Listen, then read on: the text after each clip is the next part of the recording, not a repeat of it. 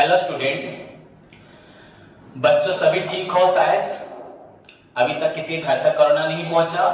अपने आप को सेफ रखो। पूरी तरह से हम जिस रूल्स को फॉलो करते थे जब कोरोना फर्स्ट टाइम आया था, आज शायद हमारे घर की तरफ चल रहा है, तो हमें उससे भी ज्यादा अपने आप को मेंटेन करके चलना है। ओके, तो अपना ख्याल रखो बच्चों। लास्ट क्लास में मैंने आपको क्वेश्चन नंबर 14 बताया था, जिसमें हम लोगों ने straight line and diminishing method दोनों पढ़ा था। वैसे तो मैंने आपको बताया था जिस तरह क्वेश्चन आपका only first year accounts maintain करना था, तो फर्स्ट ईयर में बच्चों एक साल का जो था, एक साल में चाहे आप स्ट्रेट लाइन मेथड करें चाहे आप डिमिनिशिंग बैलेंस मेथड करें, किसी तरह का कुछ इफेक्ट नहीं पड़ता, किसी तरह कुछ इफेक्ट नहीं पड़ता, क्योंकि आपका स्ट्रेट लाइन मेथड में भी जो प्रोसीजर है फर्स्ट ईयर का, आपका डिमिनिशिंग मेथड में वही है। बट डिफरेंस ये है कि डिमिनिशिंग बैलेंस मेथड में सब्सिक्वेंट ईयर से हमें कंसीडर करना है written down value, whereas in straight line method या original cost method में we always consider to write off the बच्चों depreciation at a fixed percentage या fixed rate on the original book value of the asset। हमें यहाँ पर consider करना है written down value, मतलब जो वैल्यू था ओरिजिनली, सपोज आपका वैल्यू था 10,000 रुपीज एंड आपका उससे 10% अगर माइनस होता है, दैट इज बच्चों आपका 1000 जो हो रहा है, तो 10,000 से अगर मैंने 1000 माइनस किया, आपको 9000 मिला। नेक्स्ट ईयर हमें क्या करना है, 9000 से माइनस फिर से 10% करना है, पर ये 10% बच्चों हमारा 10,000 के ऊपर नहीं होगा, ये 10% हमारा होगा 9000 के ऊपर। दैट मीन्स बच्चों आपका 9000 माइनस यहाँ पे 900, 10% ऑफ आपका 9000 is equal 900, so you will get बच्चों here 8100। so what is the difference बच्चों, हमारे ओरिजिनल कॉस्ट मेथड में we always calculate depreciation at a fixed rate on बच्चों ओरिजिनल कॉस्ट, that is बच्चों 10,000 every year।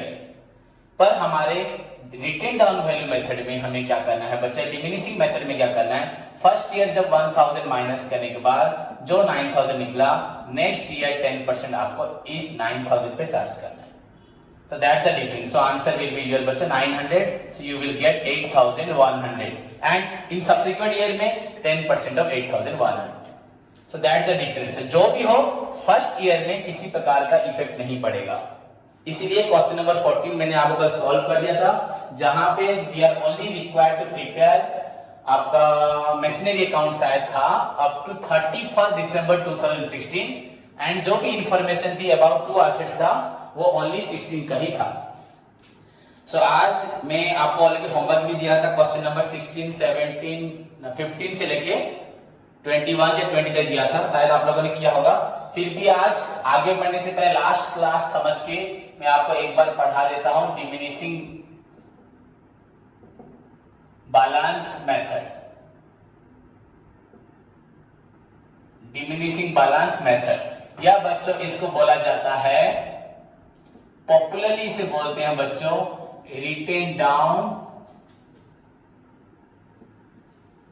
Value method.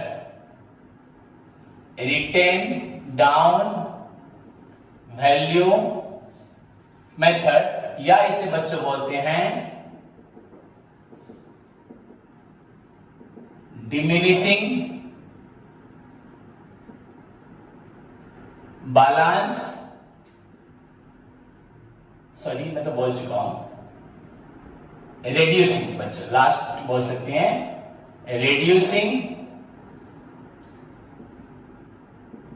Instalment, double L भी लगा सकते हैं। अगर अमेरिकन लैंग्वेज में पढ़ा जाए तो द स्पेलिंग ऑफ बच्चों इंस्टॉलमेंट ये होता है, अगर यूके लैंग्वेज में पढ़ा जाए तो इंस्टॉलमेंट स्पेलिंग ये होता है। बुक्स में बेसिकली मैक्सिमम टाइम ऐसे लिखा होता है, चलेगा। तो reducing instalment method, so these are the बच्चों अदर नेम्स ऑफ आपके हैं डिमिनिशिंग बैलेंस मेथड। सो हमारा ये सेकेंड मेथड है डिमिनिशिंग बैलेंस मेथड या रिटेन डाउन वैल्यू मेथड या reducing instalment method. Okay, and बच्चों इसको सबसे बढ़िया पॉपुलरली बोलते हैं शॉर्टकट में WDV, written down value method. जैसे हमारा ओरिजिनल कॉस्ट को हमने शॉर्टकट नाम दिया था SLM, उस तरह से हम लोग इस मेथड को नाम देते हैं WDV मेथड। ओके, तो लास्ट क्लास में आपको बता दिया था मैंने ये सब, फिर भी और एक बार बताने जा रहा हूं बच्चों। यू सी हियर बच्चों, अंडर दिस मेथड, यहां पे हियर क्या होता है बच्चों, every year a fixed rate is charged, direct लिख सकते हो चार्ज ऑन, ये चार्ज एज लिख सकते हो, ये छोड़ो, charge on the written down value of बच्चों asset, कब तक, till the asset is reduced to बच्चों, जीरो नहीं, reduced to स्क्रैप वैल्यू, या इसको हम बोलते हैं बच्चों साल्वेज वैल्यू, या हम इसको बोल सकते हैं रेसिडुअल वैल्यू। तो ये आपको लिखने की जरूरत नहीं है, साल्वेज रेसिडुअल, बस स्क्रैप वैल्यू पे भी आप फुल दे सकते हैं। So look at the board बच्चों, मैंने यहां क्या लिखा, under this method every year a fixed rate या परसेंटेज जो लिखना है लिखो, is charged on the written down value of asset till the asset value, ये asset is reduced to scrap value। बच्चों यहाँ पे कभी भी आपका asset का वैल्यू जीरो नहीं होगा, कभी भी नहीं हो सकता। So point to be considered बच्चों, under this method every year बच्चों a fixed rate, this is the very important point जो हमारे प्रीवियस भी था, is charged on बच्चों the most important part of this बच्चों प्रॉब्लम का written down value and till the asset is reduced to बच्चों zero नहीं होगा, here the assets value never reduces to zero। हमेशा याद रखना बच्चों, यहां पे assets का वैल्यू कभी भी जीरो नहीं हो सकता। अगर 1 रुपए भी asset का वैल्यू हो तो 1 रुपए को भी आप जीरो नहीं कर सकते, समझ में आया? तो याद रखना बच्चों, विच मेथड में एसेट्स वैल्यू जीरो नहीं होता। आपका in which method asset value is reduce to zero, आपका स्ट्रेट लाइन मेथड में हुआ। एंड डिमिनिशिंग मेथड में बच्चों अगर डेप्रिसिएशन आप हजारों साल का भी निकाल लेंगे, कभी जीरो नहीं होगा, कभी जीरो हो ही नहीं सकता। क्योंकि तो आप खुद भी एग्जांपल लेके देख सकते हैं, अगर हम 100 रुपए का भी एसेट का वैल्यू निकालें तो 100 रुपए का 10% अगर माइनस किया जाए बच्चों तो 10 रुपीज, ये 90 हुआ। नेक्स्ट ईयर बच्चों फिर 10% अगर करेंगे तो ये 9 रुपीज, तो 81 रुपीज हुआ। फिर उसके बाद अगर 10% करेंगे तो वो आपका 8.1 जाएगा, तो 72.9 होगा।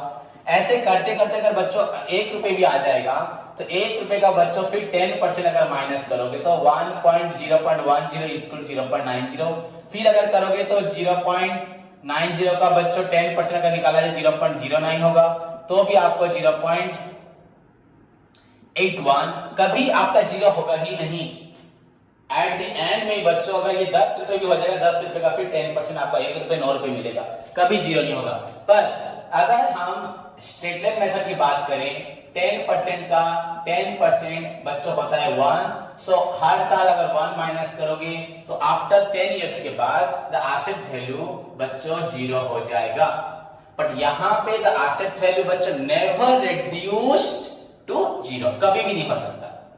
सो आपका स्क्रैप कंफर्म होगा ही होगा।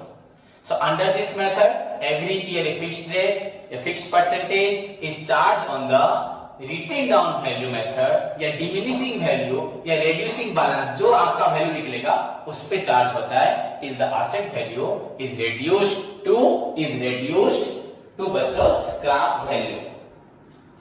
ओके, सभी को समझ में आया? बच्चों देखो, so far as your theory is concern, question number, अगर तुम्हारे एग्जाम में group A, group B, group C 3 parts हैं, अगर आपको क्वेश्चन आता है कि write the meaning of diminishing balance method 1 mark में, यू कैन राइट ओनली बच्चों दिस पॉइंट और कुछ लिखने की जरूरत नहीं है। 2 मार्क्स में भी दिस पॉइंट सफिशिएंट है। अगर आप चाहते हो तो और एक लाइन लिख सकते हो, और एक लाइन लिख सकते हो, दैट इज बच्चों यहां पे here the asset value, here the, जरूरी नहीं है assets value is never reduce to zero. कभी भी यहां एसेट का वैल्यू जीरो नहीं होगा, चाहे आप कुछ भी कर लो। एसेट्स अगर आपका सड़ भी चुका होगा, गायब भी हो जाएगा, पर इन कैलकुलेशन में आपको जीरो नहीं दिखाई देगा।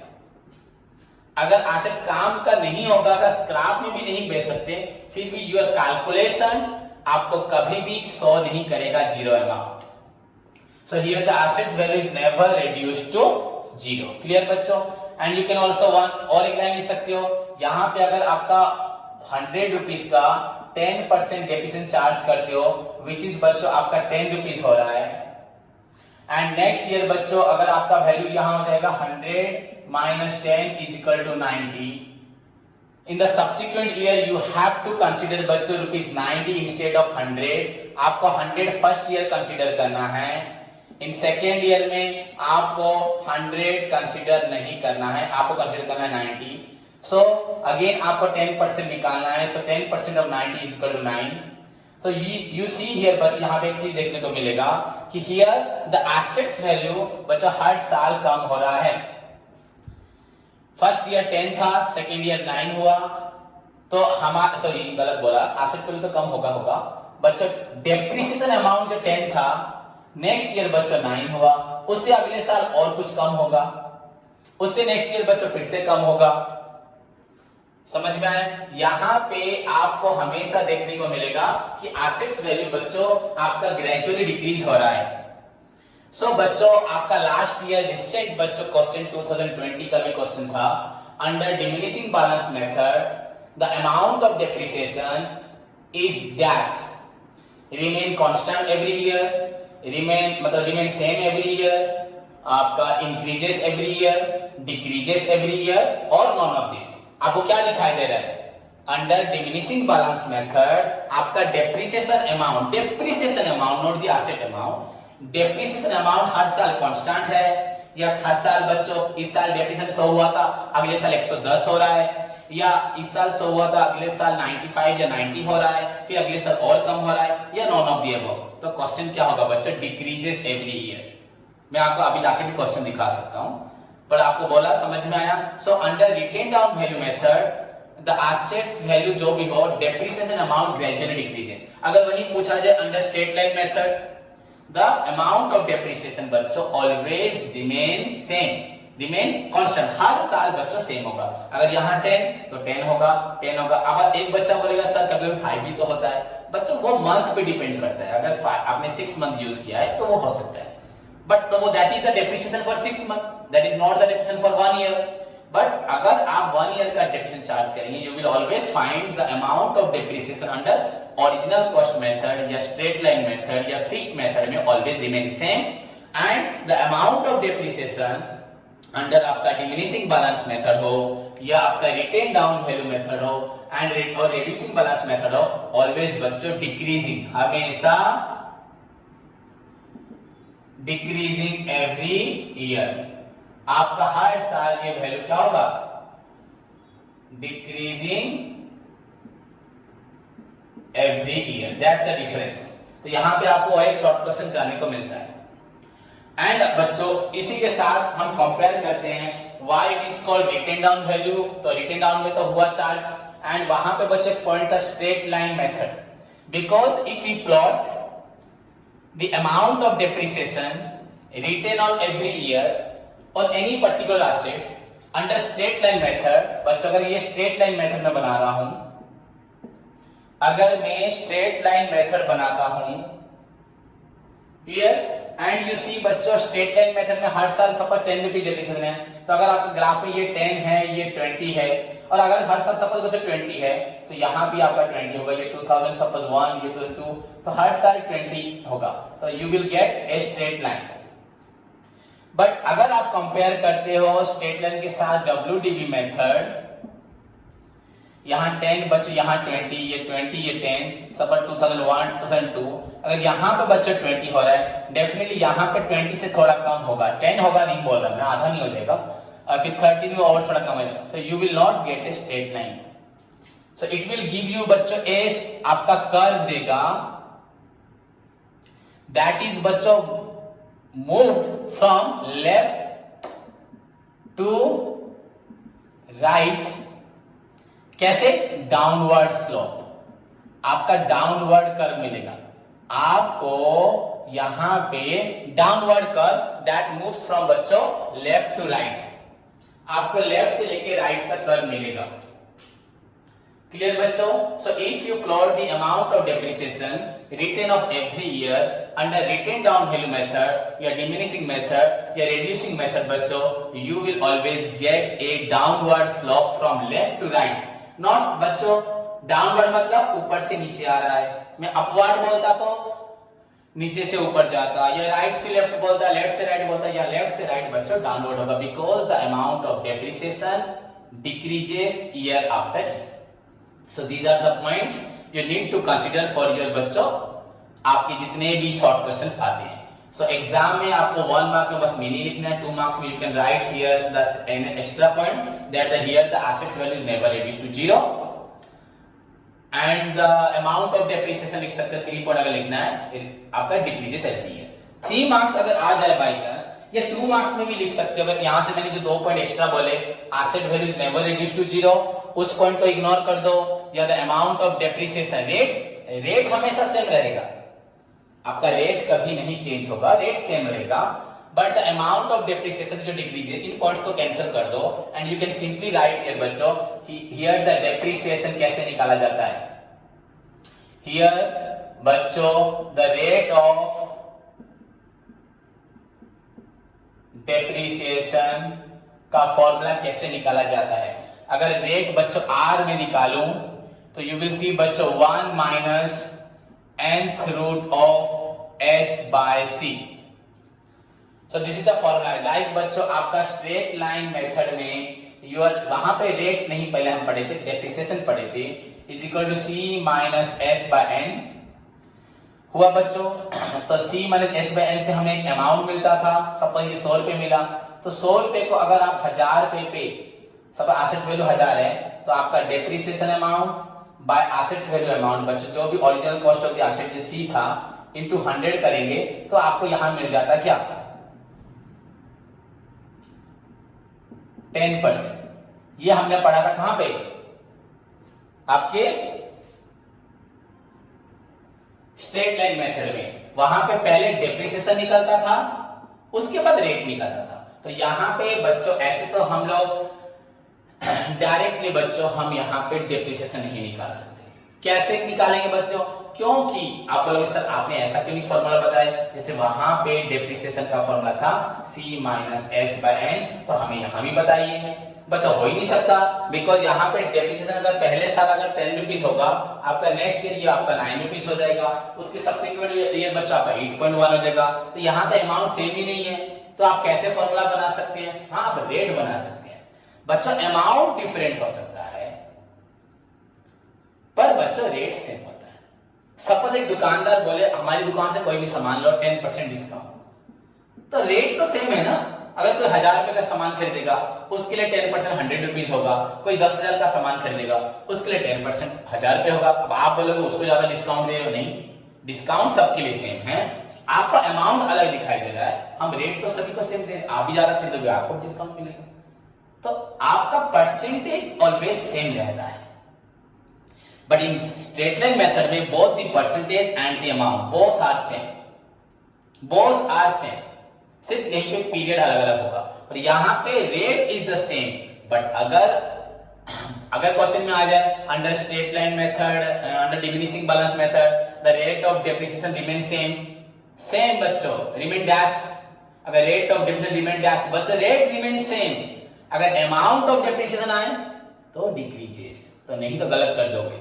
वहां पे रेट सेम था, अमाउंट भी सेम था, यहां पे रेट सेम होगा बट अमाउंट हर साल चेंज होता रहेगा। And the formula will be बच्चों r is equal to 1 minus nth root of s by c, so अगर हम इस फॉर्मूला को एक्सप्लेन करते हैं तो बच्चों यहां पे आर का मतलब आप सभी को मालूम है, वेयर आर रेफर्स टू बच्चों rate of depreciation, N stands for बच्चों नंबर ऑफ या estimated number of, estimated life बोल सकते हैं या नंबर ऑफ ईयर्स। तो लिख दिया तो लिख दिया, नहीं तो आप लिख सकते हैं बच्चों एस्टिमेटेड लाइफ, जो हमने हिसाब किया है बच्चों। एस्टिमेटेड लाइफ वो सही भी हो सकता है गलत भी हो सकता है। Estimated life of the asset. Okay बच्चों, उसके बाद आपका S stands for scrap. That scrap also वो भी एग्जैक्ट वैल्यू नहीं होता। हम आज सोच रहे हैं कि 10 साल बाद ये मिलेगा, मे बी कम भी हो सकता है, ज्यादा भी हो सकता है। तो that is also known as estimated. बच्चों हमने हिसाब किया है, मे बी थोड़ा कम हो सकता है, ज्यादा हो सकता है, scrap value. And see for your बच्चों cost price of the asset या original cost of the asset. Cost price बच्चों आप सभी को याद है, मैंने आपको बोला था factors affecting depreciation. What are the factors taken into account while calculating depreciation? But these are the factors: cost price of the assets, estimated scrap value, आपका estimated life of the assets. उसके साथ मैंने आपको बताया था legal provision और बताया था आपका addition to asset. So if there is any legal provision as per the Companies Act or the Income Tax Act, if there is any provision, अगर एक एसेट पे आपको 10% चार्ज करना है, इनकम टैक्स बोल रहा है, so you must follow that. वहां पे मेरी मर्जी नहीं चलेगी। क्लियर? एंड बच्चों addition to asset also taken into account. So this is all about your diminishing balance method. And finally, if you plot the amount of depreciation, अगर हम सारे साल का depreciation को ग्राफ पेपर में प्लॉट करेंगे, हमें कभी भी स्ट्रेट लाइन नहीं मिलेगा। क्लियर? तो होप सभी को समझ में आया। I will take one more class of you बच्चों to discuss the theory part, जैसे कि depreciation account, आपका provision for depreciation account, आपका details of the statement method with merits demerits, details of the diminishing balance method with merits demerits. मैं आपको theory अभी provide कर दूंगा, अगर हो सके तो नेक्स्ट क्लास में आई विल एक्सप्लेन यू उसका मेरिट्स, उसका डिमेरिट्स, इसका मेरिट्स, इसका demerits, then comparative study between the statement and diminishing method, depreciation account and provision for depreciation account, जो कि एग्जाम के लिए जरूरी है। एग्जाम में बाई चांस आता है, ये बात अलग है, पर फ्यूचर के लिए बहुत जरूरी है। सो नेक्स्ट क्लास में उसको एक्सप्लेन करूंगा। द अदर थ्योरी जो आपका बच गया, that is the end class होगा। अगर नहीं किया तो उसको बाद में फ्यूचर में करूंगा एंड नेक्स्ट क्लास में नया टॉपिक पढ़ेंगे। पर आई विल प्रोवाइड यू, आज मैं आपको वो थ्योरी दे दूंगा, जो भी थ्योरी बचे दे दूंगा। क्लियर बच्चों? एंड इसका प्रॉब्लम शायद किसी को भी प्रॉब्लम नहीं हो करने में। प्रॉब्लम वेरी सिंपल है, आप सभी इसके प्रॉब्लम को आराम से कर सकते हैं। अगर कोई भी स्टूडेंट ध्यान से क्वेश्चन नंबर 1 से लेकर 14 तक पढ़ा है, जिसमें 13, 14 समहाउ कुछ अच्छे क्वेश्चन थे as compare to the first 12 question, तो डेफिनेटली बच्चों यहाँ पे 15 नंबर से 15 से 16, 17, 18, 19, 21 एंड 22, 23 बच्चों आउट ऑफ कोर्स, बिकॉज हमारे कोर्स में सिर्फ प्रोविजन फॉर सिर्फ बच्चों डेप्रिसिएशन है, प्रोविजन हमारे कोर्स में नहीं है। पर अगर आप लोग चाहते हैं तो एग्जाम्स जब होगा आपको बता दूंगा। बच्चों you have already बच्चों given information about the entries of depreciation account while depreciation is charged directly on the बच्चों assets. I also बच्चों gave you the entries the treatment for while depreciation is not directly charged on the assets. ये होता है provision for depreciation account में बनाया जाता है। तो आप उसको भी अगर ध्यान से अगर एक स्टूडेंट देखेगा तो वो खुद बना सकता है, बट आपको जरूरत नहीं है।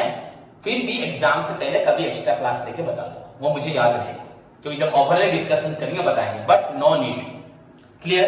अब इसका एक प्रॉब्लम जस्ट तुमको थोड़ी सी बता देता हूं, आप देख सकते हैं। एनी प्रॉब्लम अगर हम वैसे बोलना चाहे तो क्वेश्चन नंबर 15, 16, 17, 18, 19, 20, 21 ऑल आर लगभग बच्चों सारे सेम क्वेश्चन हैं। जैसे कि कुछ स्टूडेंट्स मुझे बोल रहे हैं कि हमारा सारा प्रॉब्लम सॉल्व हो गया, सो आई थिंक मुझे और करने की जरूरत नहीं है। तो मैं उन्हीं बच्चों को बोलूंगा जिन लोगों ने अपना कंप्लीट कर लिया है, जो बोल रहे हैं, तो अपने नोट्स को, जो लोग कॉन्फिडेंटली सोच रहे हैं जिनका सारा आंसर निकल गया, तो प्लीज सेंड करें, मैं उसको चेक कर लूंगा। देन बच्चों दूसरे स्टूडेंट भी खुद ट्राई करें। अगर एक दो बच्चे कर चुके हैं तो अदर स्टूडेंट्स भी ट्राई कर सकते हैं। एंड मेरे चेक करने के बाद अगर किसी को रेफरेंस की जरूरत है, अगर बोलेंगे सर वो वाला मैं अगर बोलता वो ठीक है जिसने किया है, तो उसको फॉलो करो। एंड फिर भी डाउट रहा तो मुझे पूछो। सो अननेसेसरी हमको और 16, 17, 18 5 क्वेश्चन करके क्लास बर्बाद नहीं करना पड़ेगा। क्लियर? तो जो भी हो मैं आपको एक क्वेश्चन ओवरऑल थोड़ा सा बता देता हूं। कोई भी क्वेश्चन हम दे सकते हैं। सिंपली अगर मैं क्वेश्चन नंबर 15 को ध्यान दो, बस थोड़ा सा बच्चा, आई एम नॉट यहां फॉर्मेट नहीं बना रहा। इट इज अबाउट द बच्चा फर्नीचर एसेट।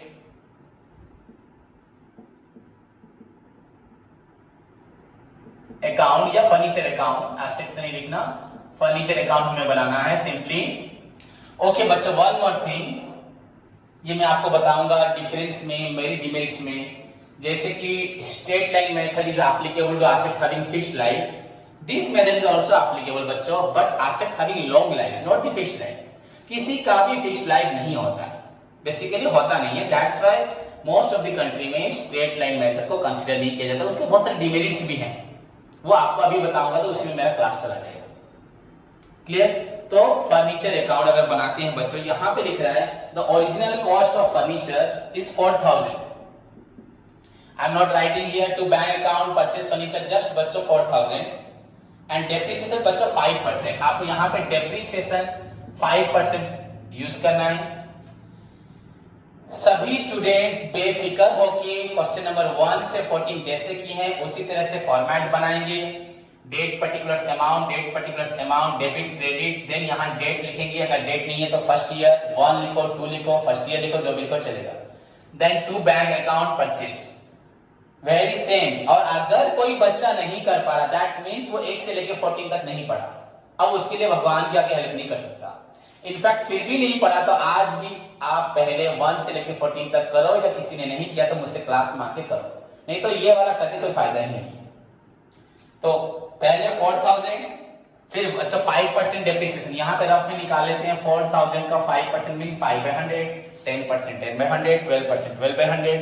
सो 00 कैंसिल हो गया, 14 to 5 इज इक्वल टू बच्चा यू आर 200। बट यहां पे एक चीज देखना है बच्चा, हम पूरा फुल ईयर के लिए चार्ज करेंगे या हाफ ईयर के लिए करेंगे या 9 मंथ्स के लिए करेंगे। तो जैसे कि यहां पे कोई डेट मेंशन नहीं है और आपको एसेट्स अकाउंट बनाना है 4 इयर्स का, तो 4 इयर्स का बनाना है। मेरी सिंपली बच्चे यहां पे आपका डेप्रिसिएशन हो गया 200। सिंपली अगर यहां मैं बोलता हूं, नहीं लिखूंगा, फिर आप लोगों के लिए लिखना पड़ता है। यहां हो गया बाय टू बैंक अकाउंट, यहां बाय बैंक डेप्रिसिएशन अकाउंट। तो 200 अगर कैंसिल हो गया बच्चों, you will get here 4000 and 4000 यहां बैलेंस आपको मिलेगा बाय बैलेंस कैरेट डाउन 3800। अगर बच्चों को नहीं समझ में आ रहा तो लिख सकते हो।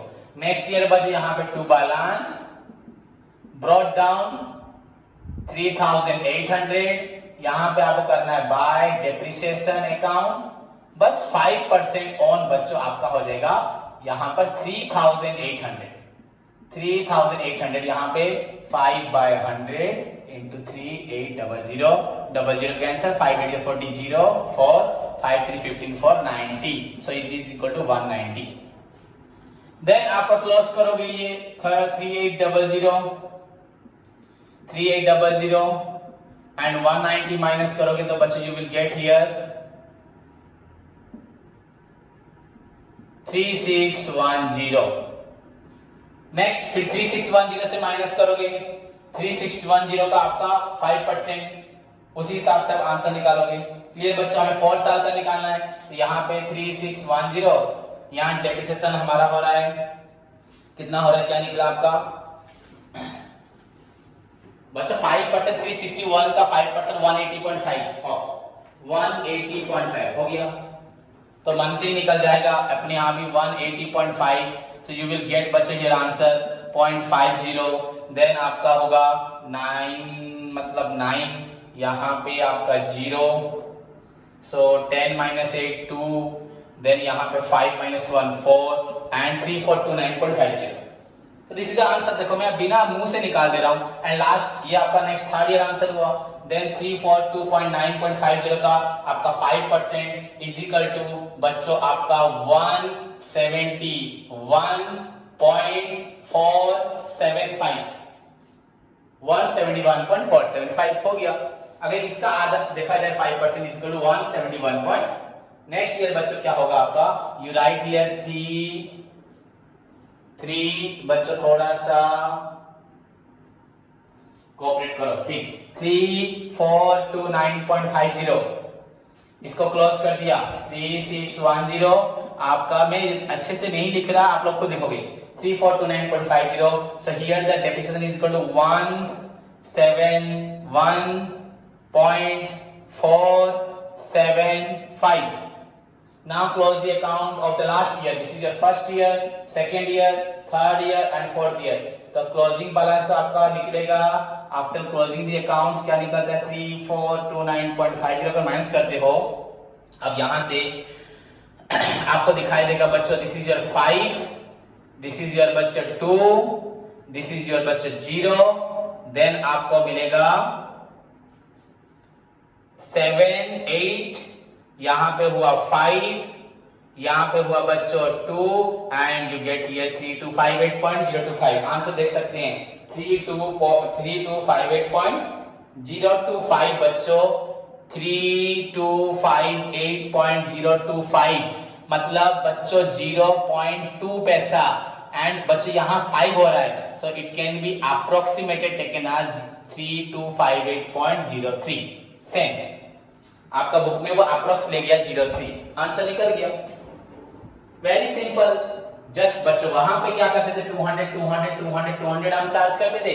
यहां पे आपको 5% और रिटेन डाउन वैल्यू, जो वैल्यू निकला उस पे फिर डेप्रिसिएशन चार्ज करो, जो निकला फिर उस पे चार्ज करो and go on in the same manner. So if you follow this बच्चों, डेफिनेटली आई थिंक कर पाओगे।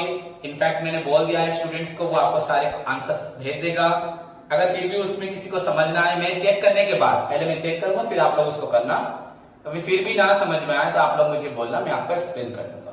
सो होप सभी बच्चों को समझ में आया आज का क्लास। इसको पढ़ो एंड अभी और हाफ एन आवर मैं आपको टास्क दे रहा हूं कि मुझे स्टूडेंट्स करके दिखाएं 16 17 18। तो तब तक के लिए अपना ख्याल रखो। Take care, god bless you all.